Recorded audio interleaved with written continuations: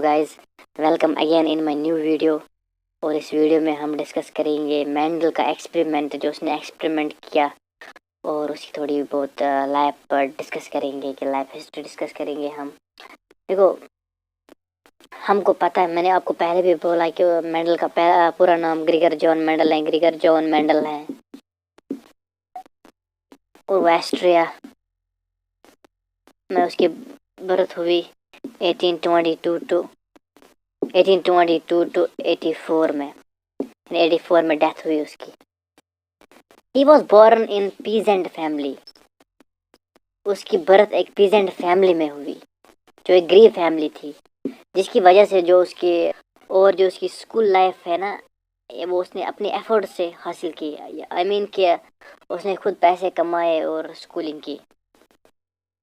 Poverty की वजह से he become a monk. Monk कहते हैं रिलीजियस पर्सन को, जिसको हम कहते हैं ना मतलब क्रिश्चियन में कि वो फादर, यानी फादर बन गया पैसों की वजह से, यानी पैसों की किल्लत की वजह से वो फादर बन गया। वो 1851 में उसने ज्वाइन किया यूनिवर्सिटी ऑफ वीना। यानी वीना में एक यूनिवर्सिटी थी जिसको कहते हैं हम यूनिवर्सिटी ऑफ वीना। वहाँ पर उसने नेचुरल हिस्ट्री पढ़ी और मैथमेटिक्स में तालीम हासिल की 2 साल तक, 2 years। यानी नेचुरल हिस्ट्री एंड मैथमेटिक्स में उसने 2 साल तक वहाँ पर पढ़ाई की। वहीं से उसको शौक पड़ा हाइब्रिडाइजेशन में। हाइब्रिडाइजेशन मीनिंग ये है कि मतलब क्रॉसिंग ओवर, एक प्लांट को क्रॉस करना दूसरे प्लांट से। वहाँ पर उसको शौक पड़ा इस चीज़ का। तो फिर एक गार्डन था, पी प्लांट्स थे वहाँ पर। उसने वहाँ पर बहुत सारे एक्सपेरिमेंट किए वहाँ पर उस गार्डन में, पी गार्डन में।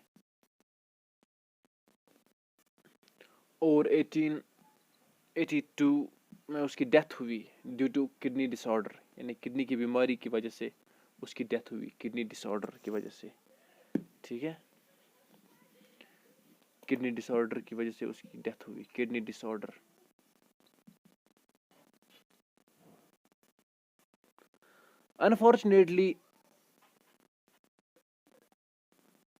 Unfortunately, the great significance of Mendel discovery were not appreciated.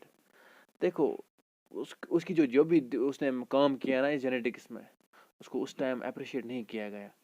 Reason ये था कि उसको खुद भी नहीं पता था कि जो रिजल्ट आ रहे हैं ये कैसे आ रहे हैं। यही रीज़न था। और जो उसने लॉज दिए, जिसकी ड्रॉबैक्स भी आई, वो को एक्सप्लेन नहीं कर पाया। डैट इज़ वाई उसको वो सिग्निफिकेंस नहीं मिली, उसको वो अप्रिसिएशन नहीं मिली, नॉट गेट अप्रिशिएटेड। रीज़न ये था कि उसको खुद भी नहीं पता था, वो not sure of his findings. जो उसने फाइंडिंग की, जो रिजल्ट, जो एक्सपेरिमेंट करके जो रिजल्ट आए, उसके लिए वो श्योर नहीं था।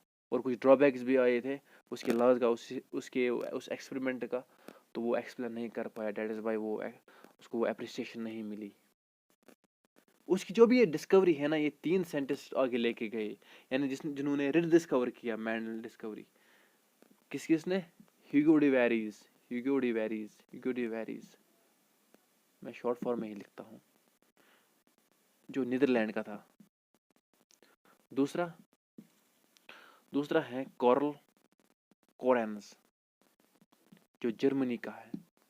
तीसरा है इरिच शर्मॉक, जो ऑस्ट्रिया का ही है। इन्होंने रिडिस्कवर किया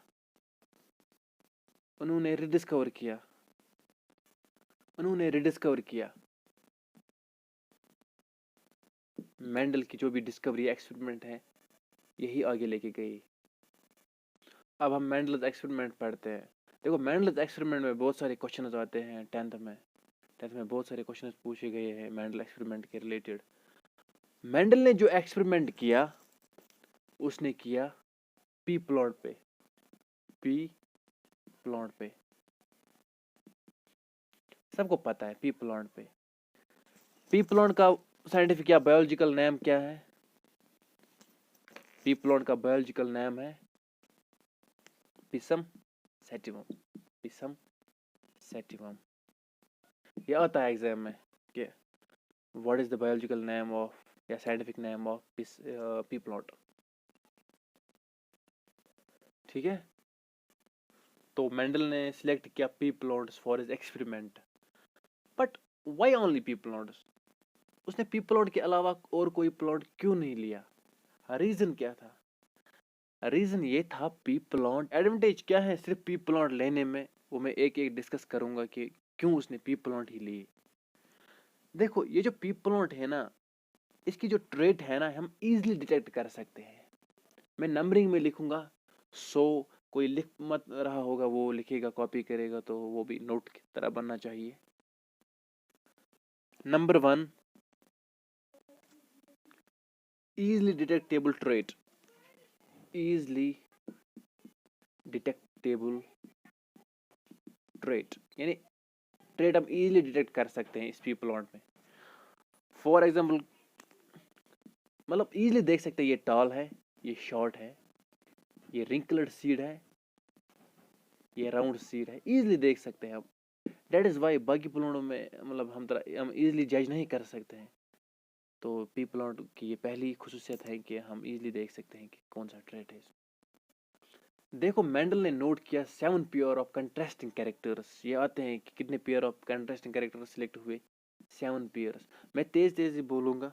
एक तो हुआ है form of seed, form of seed, form of seed, video बड़ा ना हो जाए, राउंड है या रिंकल्ड है। दूसरा है colour of cotyledon, colour of cotyledon, COC, COC, colour of cotyledon.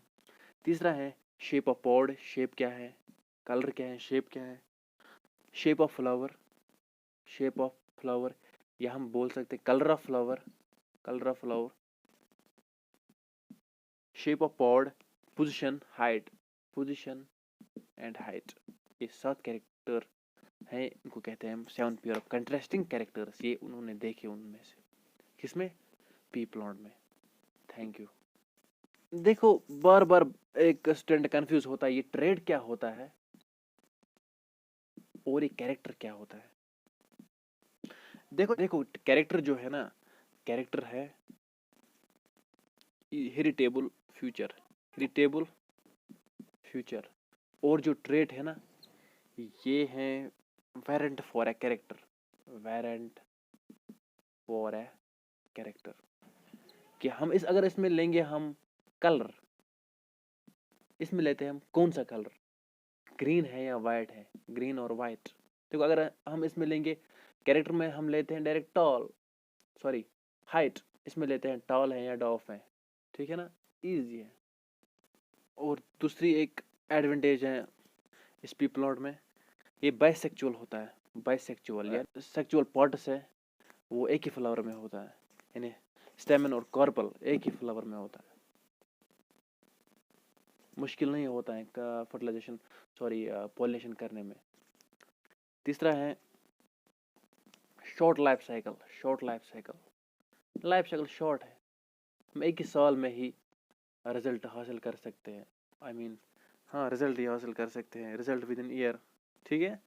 और चौथा है कि ये प्रोड्यूस मनी सीड्स करता है, यानी producing money seeds, money seeds, ठीक है। ये कुछ एडवांटेज है पी प्लांट लेने में।